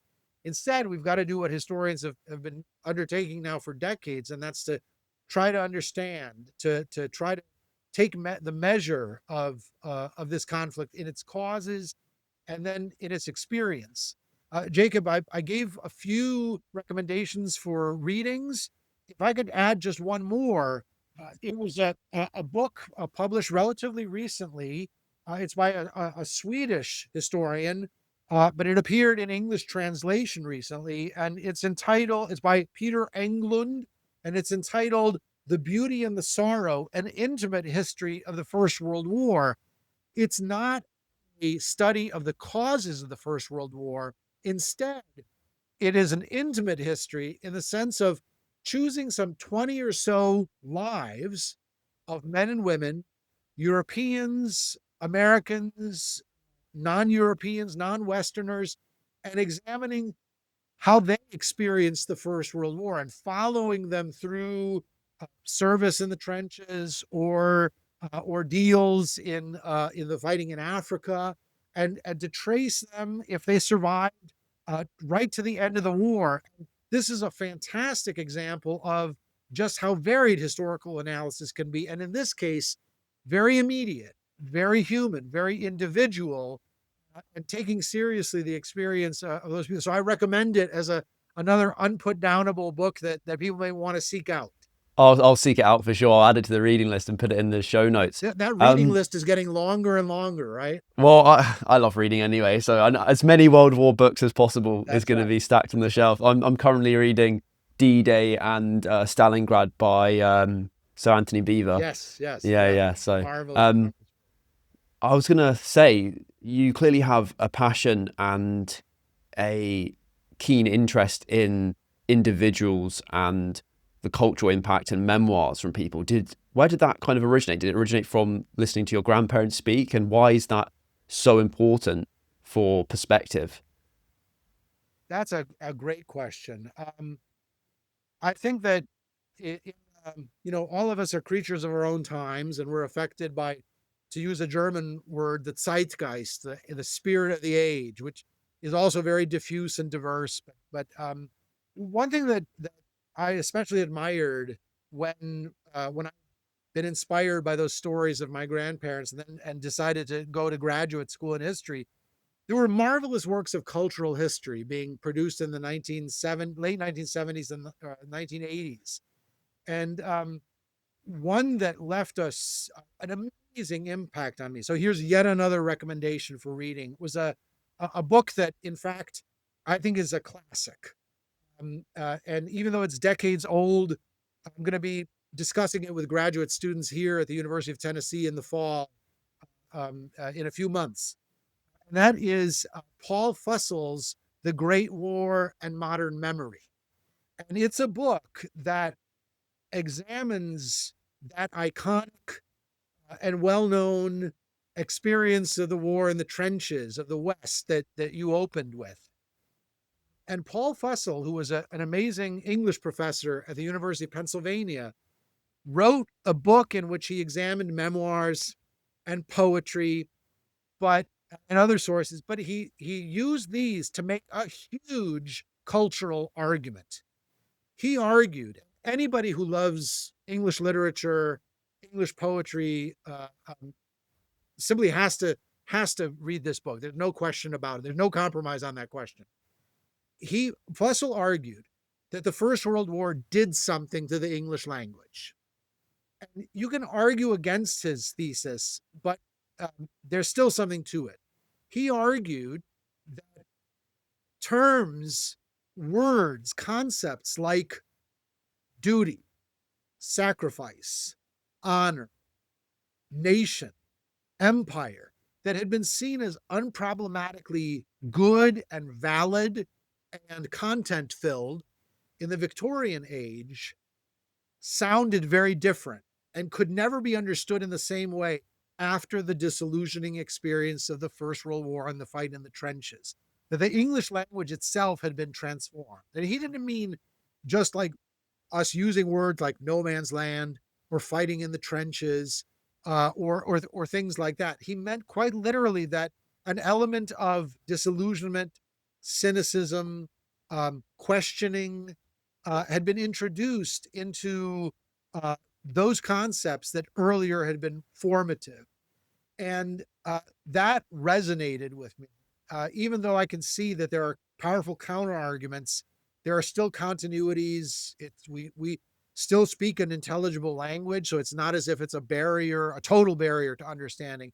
But I think that he captured something that's really important, and that is this war, quite apart from the tragedy in human terms of lives lost and the damage done, had a huge cultural impact, a before and after. And that's something that those stories of my grandparents had already hinted at for me. So I was receptive to that argument. And if he had concentrated on the Western Front, I wanted to like round out the picture, right? Like, in what ways were other fundamental changes happening in European cultures, and maybe even global cultures at the same time beyond the Western Front? So there's still, like, clearly so many other questions still to be looked at. But I felt that these were really important ones, and they still dominate my own wrestling, continuing wrestling with the question of the cultural impact and the individual impact of the war. Yeah, and you mentioned the cynicism, and you also mentioned earlier skepticism towards the news. And I can definitely see that still in the UK today. And you're probably right in the sense that a lot of it did stem from the two world wars. And I think a lot of people that grew up in both or fought in both or experienced even one of them just wanted a simple, quiet life, keep your head down, just start a family, and like that's behind us. Let's not kind of be too adventurous anymore. The adventure's over, and that still permeates in English culture today. Like even there's almost this tall poppy syndrome. The tallest poppy gets cut down first, and if you try and be different or try and do something, or maybe adventurous or ambitious, it's still looked down upon in English culture, maybe not so much in American culture. And I can see how the two wars definitely influenced that, because England had such a close proximity to those geographically, but also on its resources and on its economy afterwards. So it's really interesting. Yeah, so that's a question that deserves its own book, right? Or a series of books to investigate more deeply. There's clearly very complicated trajectories, even of disillusionment, and some of them are quite bitter. I'll mention just one of them. After the First World War, as kind of a reflex or a revulsion against official propaganda, which had distorted and had sought to instrumentalize and stir up nationalist passions by, for instance, talking about German atrocities in occupied northern France and Belgium. Now, the historical reality, as brilliant historians have established, is that there were German atrocities against civilians in the course of the invasion, but British and French propaganda um, invented cases of atrocities and alongside the ones that had actually taken place, and sought to spread this as official news. After the First World War, there's a revulsion on the part of ordinary people saying we're not going to be taken in again, and that all of this was eyewash, or today we'd say brainwashing, that they were not going to succumb to a second time. One unexpected and unintended side effect of this sort of disillusionment was that when news starts filtering out from the Eastern Front in the Second World War of what the Nazis are doing, especially to the Jewish populations of Eastern Europe, the first rumors are often disbelieved or not accepted because it sounds like the spread of atrocity stories from the First World War, and leads to, as it turns out, unwarranted skepticism about what's really taking place when urgency demanded a very different response. So I agree with you that there's a long range history to be written here about receptivity to official messages, skepticism about official messages, that's very much with us today. And the European Union as a project, or other cultural notions of European unity, are are always linked to this experience of the two world wars that sometimes gets called Europe's suicide attempt or a European civil war. And there's argument about whether those are justified or not, but they're attempts to capture the paradox of a civilizational crisis where people who were of different nations but shared somehow in an overarching civilizational framework, nonetheless engaged in years and years and years of mutual and dreadful slaughter. Yeah, and you talk about a reflex almost after World War One. Is the formation of the European Union a reflex of Germany's kind of complications with the rest of Europe in World War One and World War Two? Is it almost a way to lock it in and stop a third World War in the same area happening again? Is that also a reflex? I think not solely, but that's definitely, and it's not just implicit. Sometimes it's stated quite openly that Germany is so powerful in its potential, whether it's economically, militarily, or politically, that stability is best anchored when it is in a wider European context. Um, but looking to the past, even someone like Bismarck would probably have given a version of that sort of a statement about Germany and a wider Europe, and the importance of stability. The question always will be, how do you achieve that? How do you make sure that stability is achieved, but you still are flexible enough to deal with changing societies, changing cultures, and changing notions of identity? That's a problem that hasn't gone away. Yeah, definitely. It's a problem that still needs to be managed now and in the future. Just going back a bit to kind of totalitarianism and speaking of maybe Stalin and again relating to that superiority inferiority complexes, could you explain the negative selection concept and process that he went through and maybe some of the reasons behind that and what were the implications of his negative selection for him, the Soviet Union? Well, I think that in particular, Russian culture has been the object of and today continues to bear the scars of um, how uh, those who thought independently, those who might question authority, were winnowed again and again and again. That has to have a cultural impact. It's testimony to human durability that nonetheless you have Russian intellectuals who protest against Putin today, uh, as you had protests, whether covert or ultimately doomed in Stalin's own time.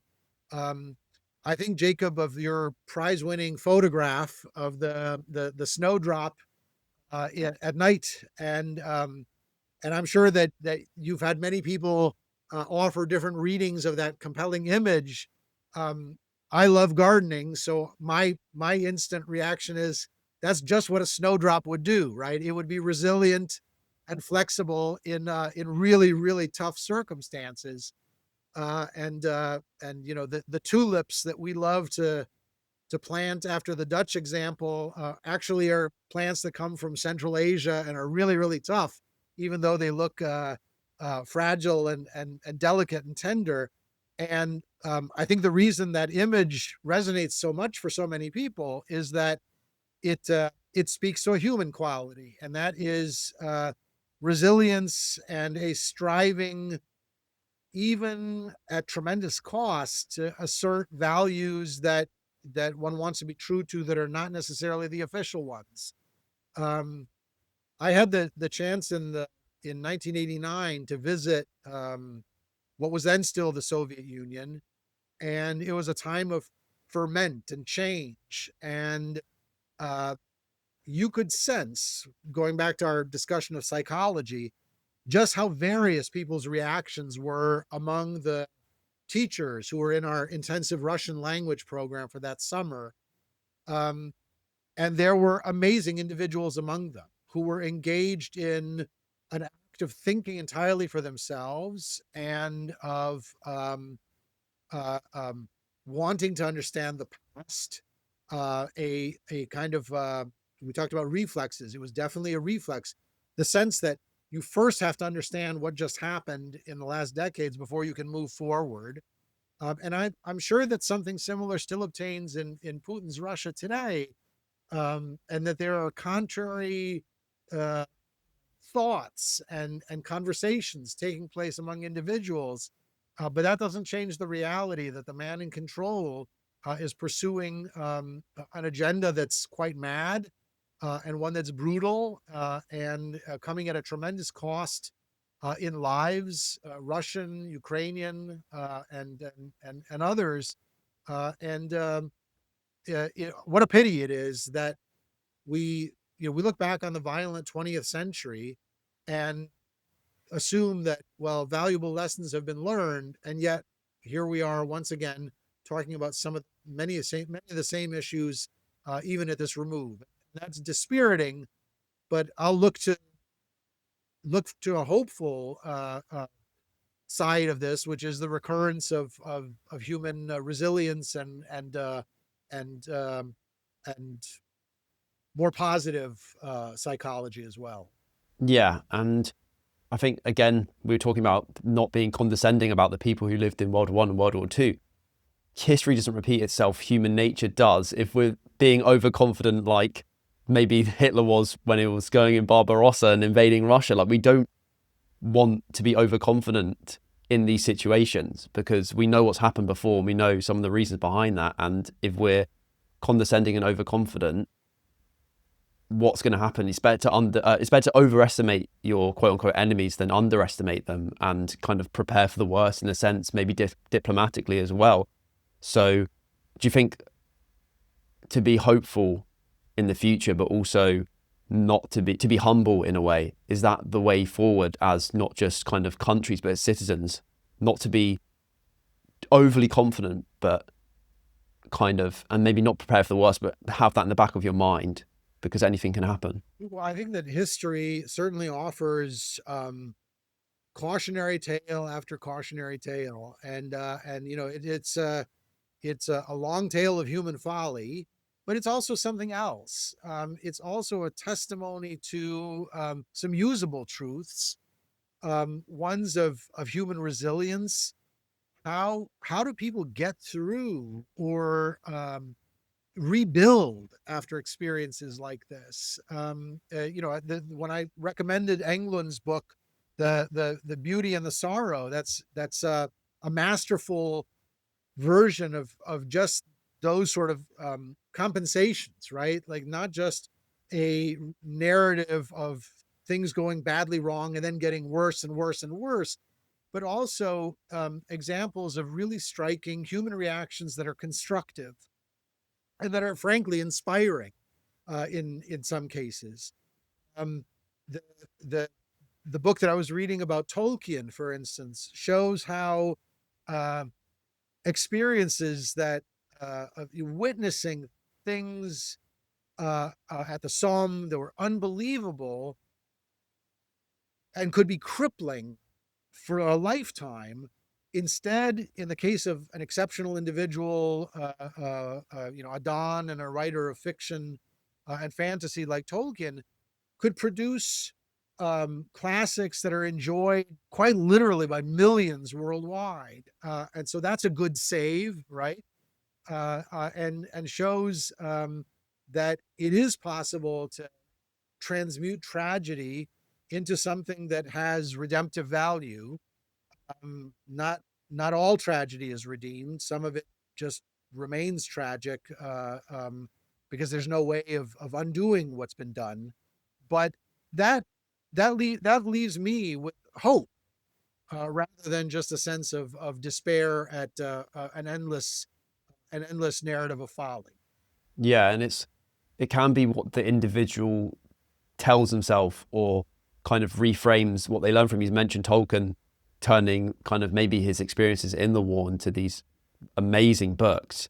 That's a positive reframe in a way. But then we see maybe the Germans or Hitler's kind of reframe of losing the First World War as kind of a catalyst for him in starting the Nazi or joining the Nazi party and turning it into the monster that it was. So do you think it's kind of how we frame suffering and tragedy because they're inevitable in Yeah. in the human condition? Yeah, that's very well put. I mean, I think that the all of these emotions can be taken in so many different ways, and some of them more positive, and others, equally or even more destructive. I think that there's nothing quite like visiting the sites to have it brought home to you, what the reality was, and to appreciate the depth of emotions that got summoned up by that. I mean, if this is easier for Europeans to do than for Americans, but anybody who has a chance to visit Verdun, for instance, and to see that the craters are still there, that the landscape still bears the marks, even 100 years later, of what humans did to fellow humans, is harrowing, and adds so much more depth to how we think about the past. But you're quite right that that's in the nature of trauma, I suppose, that it it it it leaves wide open the question of what the responses will look like and where they'll lead people next. And so here's yet another grounds for caution. Not all answers are equally valid in trying to deal with those memories and that loss. And I guess that's makes us admire even more those who were able to take things in positive direction. Exactly, exactly. And I agree with you about being able to visit those places in person because I'm lucky, and other than the half an hour Channel Tunnel or ferry to across the English Channel, I'm within an hour's proximity of kind of Ypres in Belgium, and then obviously the front in the Western Front in France as well. And where there isn't those scarred landscapes in the craters like in Verdun, you get obviously the massive war graves, which are, like we mentioned earlier, like horrifying, but just in their vastness. But also, I've noticed, because when I've gone on holiday in that area, just on bike rides, you're going through the endless fields in France, and then on the corner you'll just see a few trees, and there'll be a memorial with Jesus on the cross with a few different graves from the people. And this happens so often when you're just exploring the countryside, and you're like, this was a battlefield. That's right. Not 100 years ago or 80 years ago. It's just hard to wrap your head around, but it gives you a different perspective and makes you realize a lot can change in a short amount of time. You had invoked poppies earlier, and so when you're in the same fields and you see the poppies that become the symbol for bloodshed, and then the hope for regrowth or some revivification, that's very powerful as well. Yeah. And I was lucky enough on a school trip to go in trenches that hadn't changed other than maybe some grass grew over them. And that's another whole experience in itself. Were you able to do that as well when you visited? That's right. And it was unforgettable to be at the Somme and to experience uh, a remnant of the conflict that has been carefully cultivated or carefully kept up.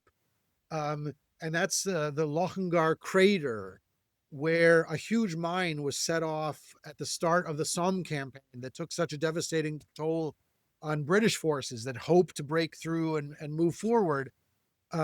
Other craters that were left by mines that were blown up were over time faded. Nature reclaimed it, or agriculture took over again. But this crater was deliberately preserved, and it's unforgettable to walk around the rim and to see this evidence of a huge explosion, which, in spite of its power, was not enough to actually produce a breakthrough as had been hoped for.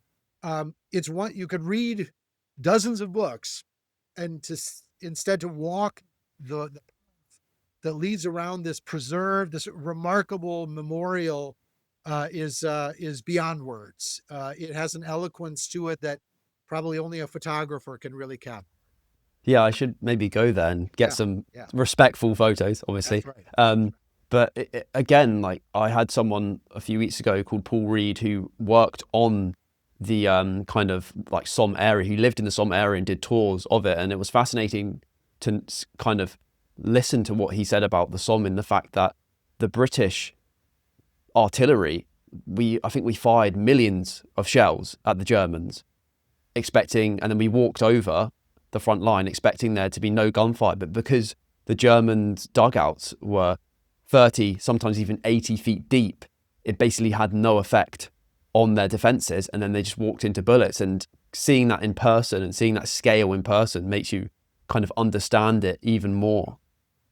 Yeah. And yet mysteries remain. So not far from the places we're talking about, for instance, is the Australian Memorial, and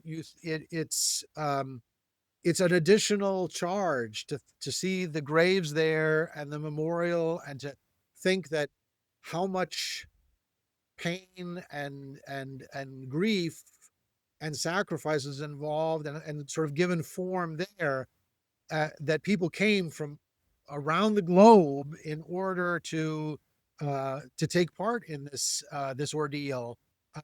Words fail one in the face of that kind of witness, but I think how wonderful that there's the opportunity for tours, for museum work, and for podcasts or other venues for keeping that memory present, and making sure that it's not disregarded or unremembered entirely. Yeah. And for a few final questions, like looking forward, how do we as a civilization avoid another total war in the near future, or is it inevitable, do you think? Well, in graduate school, historians are given an important message, which is never predict the future.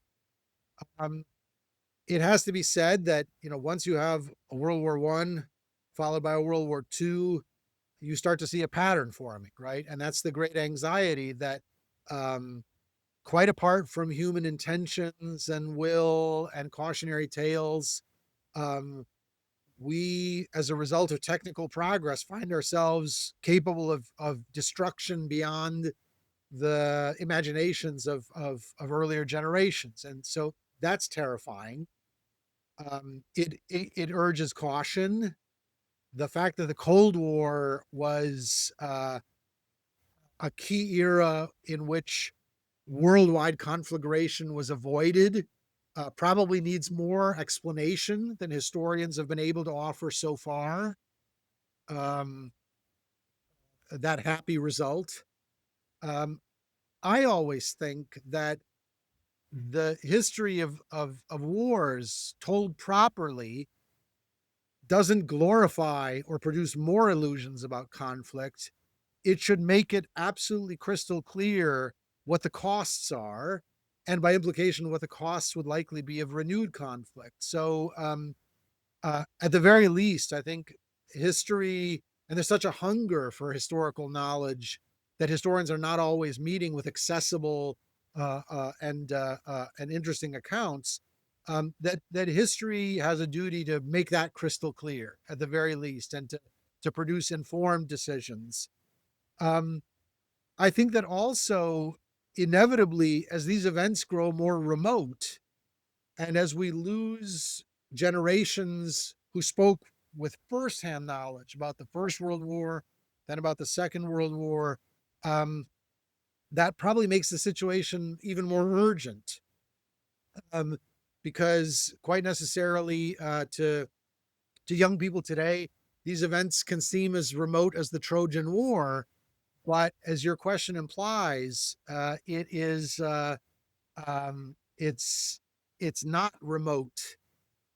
When I talked about the civilizational crisis that the First World War brought into focus, this question, that the excellent question you posed about further total war, is part of all of this, right? It is the question of how you establish values that will be life affirming, that will produce a hopeful model for the future, one that's sustainable, one that has room for uh, um, uh, everyone to participate in some vital way.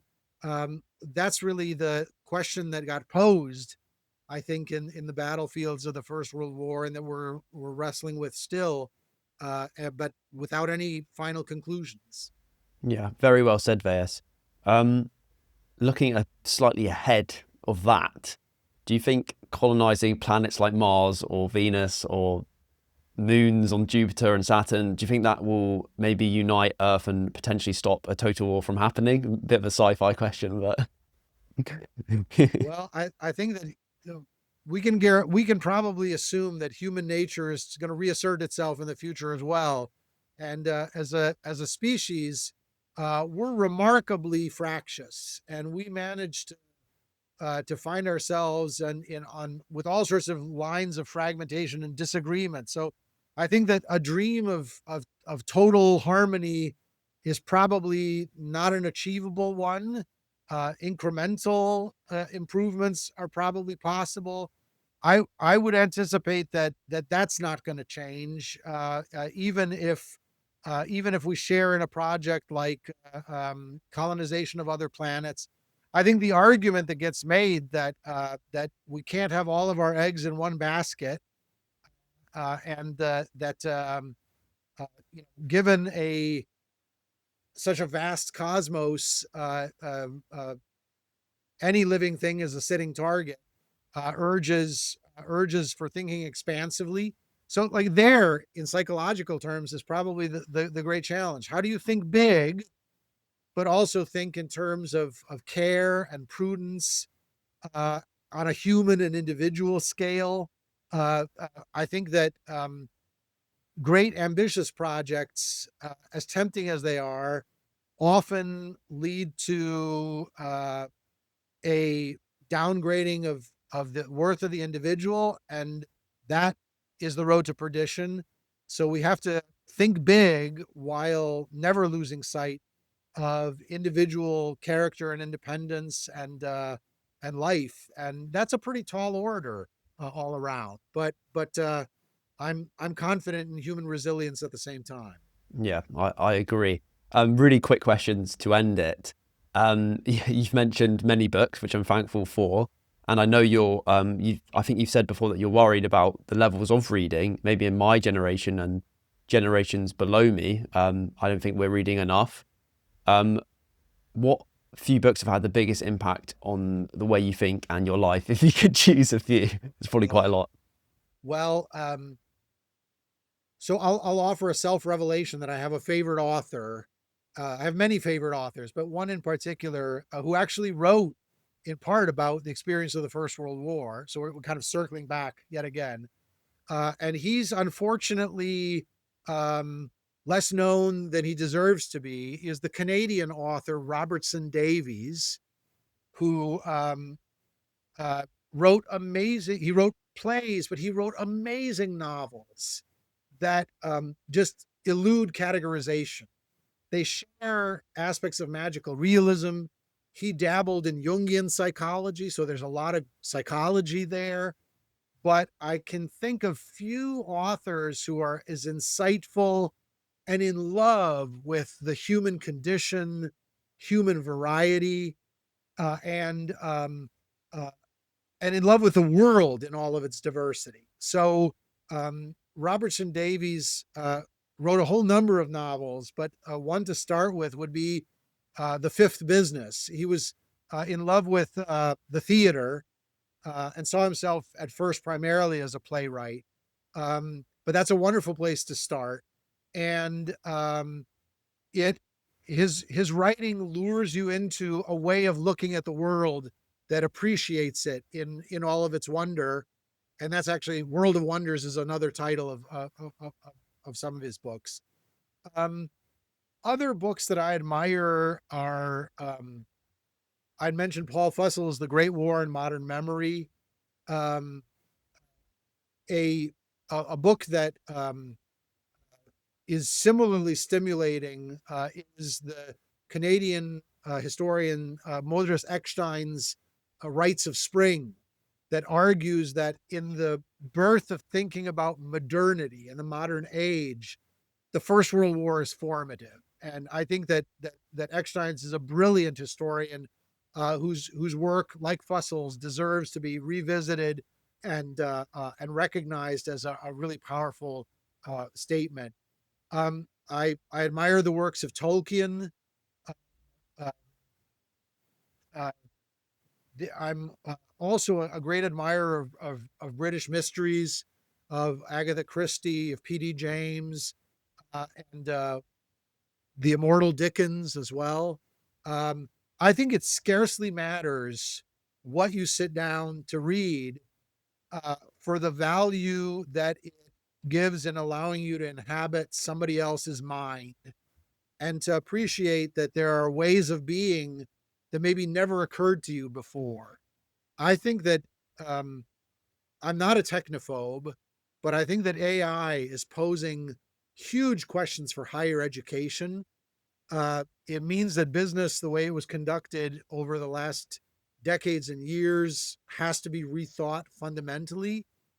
I think that books and the way in which they demand so much of the reader, attention, uh, sticking with a complex argument that is worked through, whether you're talking fiction or nonfiction, in a sustained long term way, is in danger of being compromised. And this is not meant to condemn a generation or to find fault with a generation, but rather to suggest that if you don't get the long format of arguments and texts, you're going to miss out on things that have been vital aspects of the human heritage more generally, and that would be a great loss.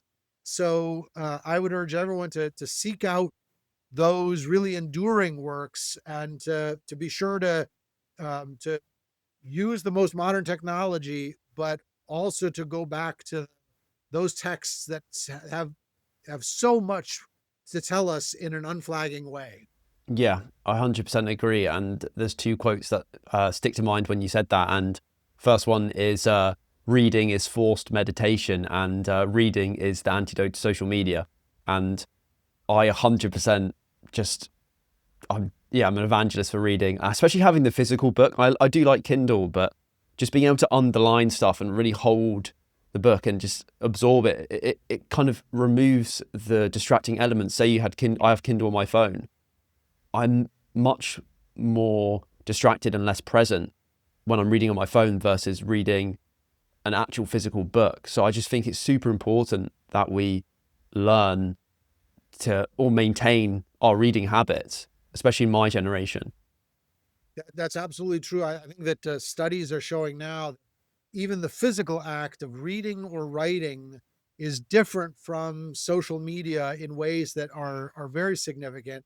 And yet, social media is part of our life. So we could be usefully subversive or helpfully subversive by using social media to share reading suggestions. Yeah, exactly. We're doing our part in getting people to read. Well done. Well done. Yeah. Well, you're the one who suggested most of the books, so I appreciate it. Last question.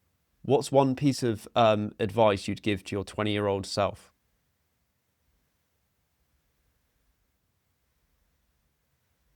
Probably smile more. Smile more. I like the quote that you gave about reading being forced meditation. I think that um, we think of optimism as being inborn, and there's a dreadful, absolutely dreadful misapprehension out there that to be thoughtful means that one is aware of the additional bleakness and hopelessness of our condition in ways that less intelligent people are not. And I think that I would tell my 20-year-old self that that's not true. Real wisdom consists of finding within oneself the reflex that takes even terrible situations and looks for constructive resolutions, positive, unexpected positive outcomes, and that rather than having a grim outlook on life, you can train yourself to smile and to be positive and to have a catalytic effect on others who are, might take courage from somebody who smiles in even very difficult situations. Now, the problem is advice like that is very easy to give and hard to put into practice, but you've got to start somewhere, right? Yeah, and I guess the best way to start that process is just avoiding pessimism and maybe cynicism in some cases, and eventually become maybe a rational optimist instead of a cynic. Yeah. Well put. Well, Well put. thank you. Vejas Liulevicius, thank you so much. Sorry if I completely mispronounced your surname. But I really appreciate your time and really appreciate this conversation. And thank you for opening my eyes and the audience's eyes to maybe some overlooked interconnections between the world wars and also the Eastern Front, as well as everything else you said, and the book recommendations. I really appreciate it. Where can people go if they want to find your work? So, in addition to the books that I've published, there's a marvelous, technologically sophisticated venue for recorded lectures called The Great Courses, and they're available online. I've done some 10 of them on topics like the First World War, diplomacy, dictatorships and their harrowing history, espionage, explorers, and other topics, including the history of Eastern Europe and the history of communism. I think that the lecture format, in addition to reading, also has advantages of its own. To hear someone thinking out loud and maybe achieving useful generalizations. So I'm a big fan of that format as well. So I recommend that very highly. And Jacob, I've enjoyed this conversation so much and enjoyed getting to know you and your marvelous creativity, whether it's photography or podcasts. And I wish you all the best in continuing that trajectory. Thank you. Really appreciate it. I'll leave the links to your work in the show notes for the audience and myself to digest and discover. I was just going to ask, what are you currently working on? You working on any new books? Well, currently, like I said, I'm working on revisiting some of my earlier work on the First World War, because new scholarship that's tremendous and provocative is coming out all the time. So one finds oneself circling back to earlier topics in a way that's very, very productive. Brilliant. Looking forward to what you uncover, and hopefully do a round 2 in person in the coming years. Sounds great. Brilliant. Thanks. If you want to know the full step-by-step process I use to go from 0 subscribers and 0 guests and 0 idea of how to start a podcast to a ton of high-end guests, professional looking video, professional looking audio quality, social media clips of the podcast that have generated over 2.5 million views in the last 2 to 3 months, then join my tribe of outliers. It's a community for curious, like-minded people who either want to start their own podcast. You'll get access to my step-by-step podcast blueprint program. You'll finally be able to meet your like-minded tribe of people who are into podcasting, into self-growth, and into understanding the world around them. Because let's be real, the people that are into those 3 things are very rare individuals. That's why I called it Tribe of Outliers. So if you want to know how to start your podcast using the blueprint I used to go from 0 to a successful show that's continuing to grow to this day, literally I'll hold your hand and walk you through the step-by-step process, including how to email guests, what to put in your emails, how to edit it, how to repurpose it, how to use Riverside FM software, but also how to do it all with the equipment. Join weekly live calls with myself and the tribe, helping you improve your podcast and yourself every single week. It's an absolute no-brainer.